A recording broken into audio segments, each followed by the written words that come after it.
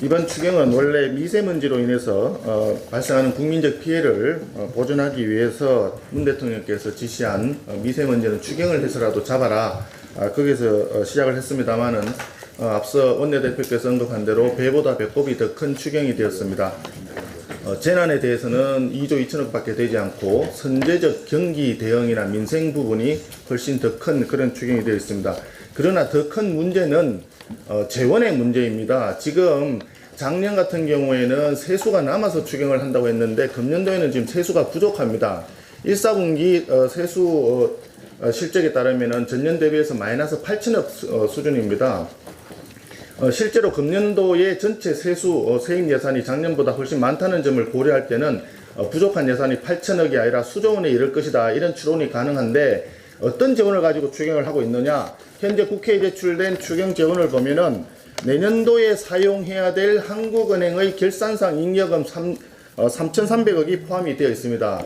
또한 각 특별회계나 기금에 여유 재원으로 남겨놓은 재원을 전부 당겨서 쓰고 있습니다. 말하자면 내년에 써야 될 재원을 금년에 당겨 쓰는 가불 추경입니다. 가불 추경. 대한민국 경제 현실을 너무나 잘 드러내는 추경이라고 하지 않을 수가 없습니다.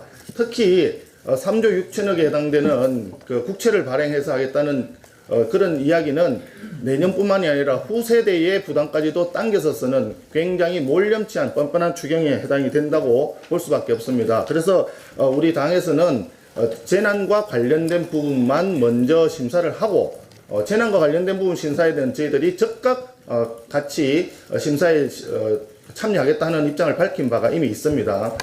그래서 나머지 부분에 대해서는 경기에 대한 진단과 분석을 하면서 어떤 경제정책의 문제로 인해서 이런 경제 실패가 나왔는지 이것을 함께 논의하자는 입장이었습니다.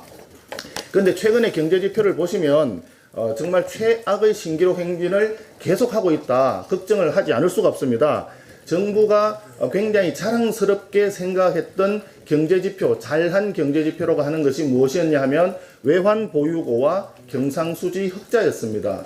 그런데 외환 보유고 같은 경우에는 전체 규모는 조금씩 늘었었는데 GDP 대비해서 비율적으로는 이번 정권 들어서서 2년 내리 마이너스 수준을 가고 있었습니다. 거꾸로 가고 있었습니다. 그러던 것이 이번에는 지난 1월 달에 4,055억 달러가 총 금액 면에서도 최대 규모였다가 그 다음 2월, 3월, 4월 계속 줄어서 4월 달에는 4,040억 달러로 내려앉았습니다. 정부가 가장 자랑스럽게 생각했던 외환 보유고마저도 지금 거꾸로 가고 있다, 그런 이야기고요. 또 경상수지는 어떻습니까? 지금 84개월 만에 적자로 전환이 되었습니다. 경상수지 적자에 대해서는 정부에서는 배당이 좀 문제가 있어서 그렇다라고 설명을 하고 있지만 오히려 작년도에 했던 배당보다도 금년도에 했던 배당 수지가 적자 규모가 오히려 줄었습니다. 결론은 상품 수지가 엄청나게 줄었기 때문에 반토막 났습니다. 그렇기 때문에 이런 문제가 발생했는데 전혀 원인 진단에 있어서 제대로 못하고 있다, 이런 이야기입니다. 그래서 외환 보유고와 경상수지가 악화 일로를 달리고 있는데 이것이 대외 신인도까지 영향을 미쳐서 한국 경제가 굉장히 어렵게 되지 않을까 하는 걱정하는 전문가들이 매우 많습니다. 성장률이 마이너스로 간 것도 마찬가지입니다.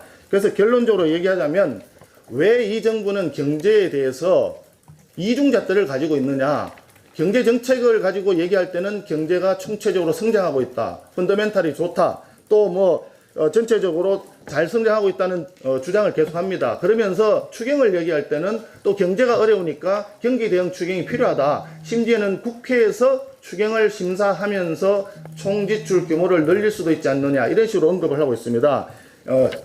굉장히 안이한 경제인식인데 왜 경제가 이 모양이 되었는지에 대해서 경제 진단과 분석을 해야 될 그런 상황이다. 그리고 그 근본 원인을 따져보고 난 뒤에 경제정책에 대한 대전환이 꼭 필요하다, 이렇게 말씀드릴 수밖에 없습니다. 한국은행에서 발표한 자료에 보면은 노동소득 분배율이 지난 20여 년 가까이 추세적으로 상승해 왔다, 상승하는 흐름을 보여왔다, 이렇게 얘기하고 있습니다.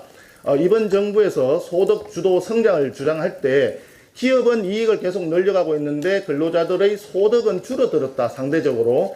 이런 전제 하에서 소득 주도 성장을 주장했지만 그 전제 자체가 틀렸다라고 하는 것이 한국은행의 발표에서 확인이 된 것입니다.